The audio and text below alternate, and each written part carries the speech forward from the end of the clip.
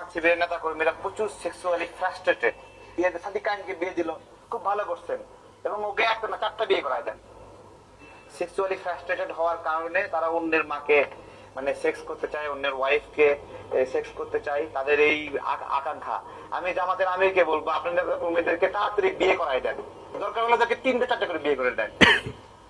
তারপরেও এগুলো রাখেন না। এগুলো ফরহাদ না তারে বিয়ে, সাদিক কায়েমকে বিয়ে দিল, খুব ভালো করছেন, এবং ওকে একটা না চারটা বিয়ে করায় দেন।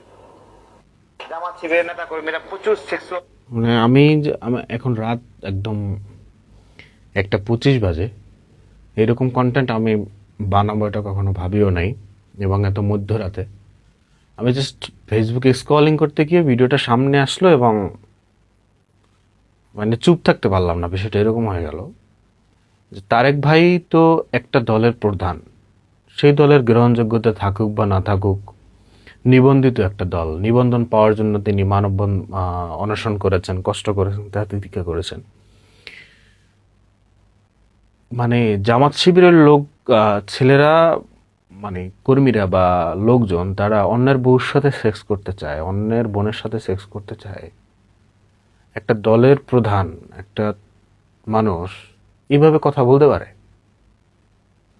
না? আবার একটু আমরা শুনে আসি, এরপর আর একটু ডিটেলসে কথা বলবো। জামাত শিবিরের নেতা কর্মীরা প্রচুর সেক্সুয়ালি ফ্রাস্ট্রেটেড। সাদিক কায়েমকে বিয়ে দিল, খুব ভালো করছেন, এবং ওকে একটা না চারটা বিয়ে করায় দেন। সেক্সুয়ালি ফ্রাস্ট্রেটেড হওয়ার কারণে তারা অন্যের মাকে মানে সেক্স করতে চায়, অন্যের ওয়াইফকে সেক্স করতে চায়, তাদের এই আকাঙ্ক্ষা। আমি জামাতের আমিরকে বলবো, আপনাদের কর্মীদেরকে তাড়াতাড়ি বিয়ে করায় দেন, দরকার হলে তাকে 3-4 করে বিয়ে করে দেন। এখন মানে আমরা এভাবে বলতে পারি যে না, জামাতের পক্ষ নেওয়া, শিবিরের পক্ষ নেওয়ার দরকার নেই।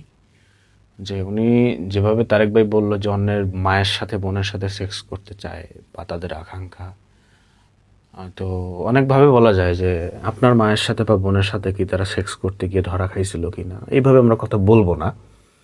আমি একটু পিছনে যাব, সেটা হচ্ছে যে 2018-19 সালের দিকে, আমি তো অন ক্যামেরা অফ ক্যামেরা সব জায়গায় বলে আসছি যে 18-19 সালের দিকগুলোতে নূর ভাইরা যখন কোটা সংস্কার আন্দোলন করে, তখন আমি টিএসসিতে যাইতাম। আমি আমার একটা ক্যামেরা ছিল, সেই ক্যামেরা নিয়ে আমি যাইতাম, আমি তাদের ভিডিও করতাম, ছবি তুলতাম। ওই 18-19 সালে হাসিনের এগেনিস্টে কথা বলা ভিডিও, এটা কোনো মিডিয়া চ্যানেলে বা ফেসবুকে আপলোড, মিডিয়া চ্যানেলগুলো, নিউজ পোর্টালগুলো করতো না, একটু একটু কাটছাট করতো বা একটা ব্যাপার ছিল। তো সেই জায়গা থেকে আমি ওই সময় থেকেই টিএসসিতে চাইতাম। তো ওই সময় নূর ভাই কথাগুলো বলতো, তো আমি ভিডিও করে দিতাম, ছবি তুলতাম, এবং হচ্ছে যে মশিউর ভাই, যে তার ইউটিউব চ্যানেলে আমি আপলোড করে দিতাম। আমি নিজে, আমার একটা চ্যানেল ছিল, সেই সময় ভিডিও আপলোড করতাম। সেই সময় আমার চ্যানেলটা ওই স্বৈরাচারের অ্যাগেনিস্টে কথা বলার জন্য, নূর ভাইয়ের যে বক্তব্যগুলো, স্পিচগুলো বা অন্যান্যদের, সেই জন্য আমার চ্যানেলও সাসপেন্ড হয়ে যায় জীবনের জন্য। তো ওই সময়টায় আমি দেখেছি যে এই তারেক ভাই, তিনি নূর ভাইদের সাথে ছিল, আন্দোলন সংগ্রাম, মিছিল, মিটিং। তারেক ভাইকে সেই সময়ই দেখছি। তো সেই সময় তারেক ভাইয়ের সাথে কথাবার্তা হইতো, দেখা সাক্ষাৎ হইতো, যেহেতু আমি নিয়মিত যাইতাম। কিন্তু তারেক ভাই এইভাবেও কথা বলতে পারে, মানে জামাত শিবিরে যে আমিরকে অনুরোধ যে 4টে বিয়ে করাই দেন, সেটা আলাদা ব্যাপার। কিন্তু আমি যাতে স্তব্ধ, আমি ফেসবুক স্ক্রলিং করতেছি, হঠাৎ সামনে আসার পর আমি জাস্ট প্রতিবাদ, নিন্দা জানানোর জন্য এই ভিডিওটা করা। যে তারেক ভাই, মানে আমরা যদি আর একবার একটু শুনি, জাস্ট ঘৃণা ছাড়া। তারপরেও এগুলো রাখেন না। এগুলো জামাত শিবিরের নেতা কর্মীরা প্রচুর সেক্সুয়ালি ফ্রাস্ট্রেটেড। সাদিক কায়েমকে বিয়ে দিল, খুব ভালো করছেন, এবং ওকে একটা না চারটা বিয়ে করায় দেন। সেক্সুয়ালি ফ্রাস্ট্রেটেড হওয়ার কারণে তারা অন্যের মাকে মানে সেক্স করতে চায়, অন্যের ওয়াইফকে সেক্স করতে চায়, তাদের এই আকাঙ্ক্ষা।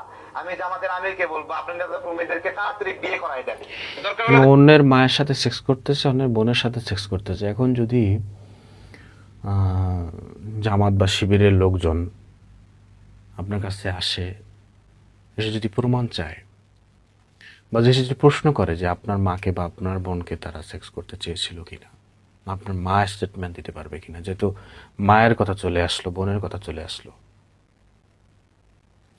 তারেক ভাই বলি কি, আমি আপনার চেয়ে বয়সে অনেক ছোট।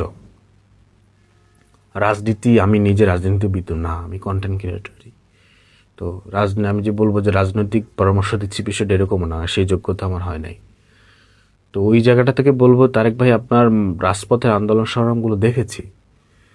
তো এইভাবে আপনি একটা দলের প্রধান, বা আপনি একজন অ্যাক্টিভিটিস বলেন বা যাই হোক, আপনি একজন বিজনেসম্যান বা যাই হোক,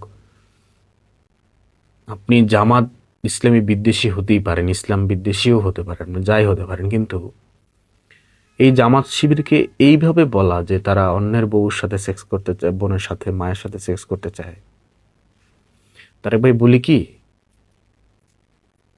মহান আল্লাহ তাআলা এই কথাগুলোকে এলাও করবে না।